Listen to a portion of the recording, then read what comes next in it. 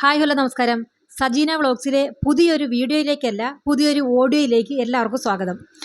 ഞാനിപ്പോൾ അർജൻറ്റായിട്ട് ഇങ്ങനൊരു ഓഡിയോ ഇടാൻ കാരണം എന്താണെന്ന് വെച്ചാൽ, എന്നെ ഒരുപാട് പേര്, ഒത്തിരി പേരെന്നെ വിളിച്ച് ചോദിക്കുന്നുണ്ട്. ഇപ്പോൾ ഒരു വാർത്ത കേട്ടല്ലോ, രേണു സുധി ബിഗ് ബോസ് ഹൗസിൽ നിന്നും ഔട്ടായി, അതായത് വാക്കൗട്ട് ചെയ്തെന്നുള്ള ഒരു വാർത്ത എക്സ്ക്ലൂസീവ് ന്യൂസായിട്ട് ചാനലെല്ലാം കിടന്ന് ഓടുന്നല്ലോ, അതിനകത്ത് എന്തെങ്കിലും സത്യം ഉണ്ടോ ഇല്ലയോ എന്നറിയാൻ വേണ്ടിയിട്ടാണ് എന്നെ വിളിക്കുന്നത്. ഇതുവരയ്ക്കും ഞങ്ങൾക്ക് അങ്ങനെ ഒരു ഇൻഫർമേഷൻ കിട്ടിയിട്ടില്ല. ഞാൻ വേണ്ടപ്പെട്ട അവരുടെ വീട്ടുകാരെ ഞാൻ വിളിച്ച് ചോദിച്ചപ്പോൾ അവർക്കും അങ്ങനെ ഒഫീഷ്യലായിട്ട് ഒരു അറിയിപ്പ് കിട്ടിയിട്ടില്ല എന്നാണ് പറയുന്നത്. എന്തായാലും ഇത്രയൊക്കെ ആയില്ലേ, ഇനിയിപ്പോൾ രാത്രി ഒരു 9 മണി വരെ നമുക്കൊന്ന് വെയിറ്റ് ചെയ്യാം.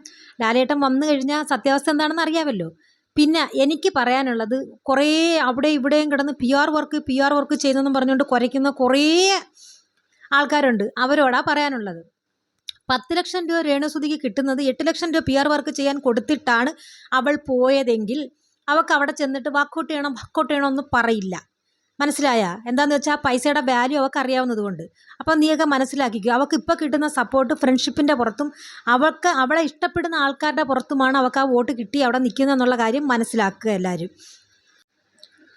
രേണുവിന് അറിയില്ലല്ലോ, രേണുവിന് പുറത്ത് ഇത്രമാത്രം സപ്പോർട്ട് ഉണ്ടെന്നുള്ള വിവരം അവൾ അറിയുന്നില്ലല്ലോ. അവൾ പി ആർ വർക്ക് ചെയ്തിട്ടല്ല പോയി, നമുക്ക് നല്ല വൃത്തിയാണ് അറിയാം. അപ്പോൾ പുറത്തുള്ള സപ്പോർട്ട് എങ്ങനെയാണെന്ന് ഒരു ധാരണയില്ല. അതായത് നല്ല നെഗറ്റീവായിട്ട് നിൽക്കുന്ന സമയത്താണ് രേണുസുധി ബിഗ് ബോസിൽ പോകുന്നത്. തന്നെ ഇപ്പോഴും ആൾക്കാരെല്ലാം വെറുക്കുകയാണോ എന്നുള്ളൊരു ധാരണ നമുക്കുണ്ടാവാം. അതുകൊണ്ട് തന്നെ ആവാം പോണം എന്ന് പറയുന്നത്. ആ കുട്ടികളെ കാണാനുള്ളൊരാഗ്രഹം കാണും. എത്രയെന്ന് പറഞ്ഞാൽ ഏതാന്ന് പറഞ്ഞാലും തള്ളമാർക്ക് മക്കളെ കാണാതിരിക്കാൻ പറ്റില്ല. ഈ പറഞ്ഞ കണക്ക് ഇങ്ങനെയുള്ള ഒരു സിറ്റുവേഷനിൽ ആ മാനസികാവസ്ഥ പലർക്കും പല രീതിയിലാണ്.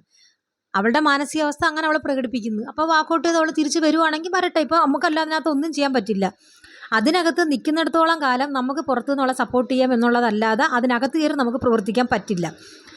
അവൾക്ക് അവിടെ നിൽക്കാൻ താല്പര്യമില്ല, പുറത്ത് വരണമെന്നും പറഞ്ഞ് പുറത്ത് വരുന്നെങ്കിൽ അവരെ വീട്ടുകാരുണ്ട് രണ്ടേയും നിന്നിട്ട് സ്വീകരിക്കാൻ, ബാക്കിയുള്ള ഫ്രണ്ട്സും ഉണ്ട്. അവൾ 100 ദിവസം നിന്ന് കപ്പെടുത്തുകൊണ്ട് വരണം എന്നുള്ള ലക്ഷ്യമല്ല നമുക്കുള്ളത്. അവൾ അതിനകത്തൊന്ന് ജോയിൻ ചെയ്യണം എന്ന് മാത്രമേ ഞങ്ങൾക്കൊക്കെ ആഗ്രഹം ഉണ്ടായിരുന്നുള്ളൂ. അതും കഴിഞ്ഞ് അതിനപ്പുറം നമ്മൾ വിജയിച്ച് നിൽക്കുകയാണ്. അപ്പോൾ ഈ പി ആർ വർക്കുകളും പറഞ്ഞ് അവിടെ ഇവിടെയും കിടന്ന് കുരയ്ക്കുന്നവരൊക്കെ കുറച്ചൊക്കെ അങ്ങ് അടങ്ങി ഒതുങ്ങി അവിടെ എങ്ങനെ ഇരി. Thank you. അപ്പോൾ ഈ വീഡിയോ കണ്ടെല്ലാവരും ഒന്ന് കമൻറ്റ്, ലൈക്ക്, ഷെയറും ചെയ്യണേ.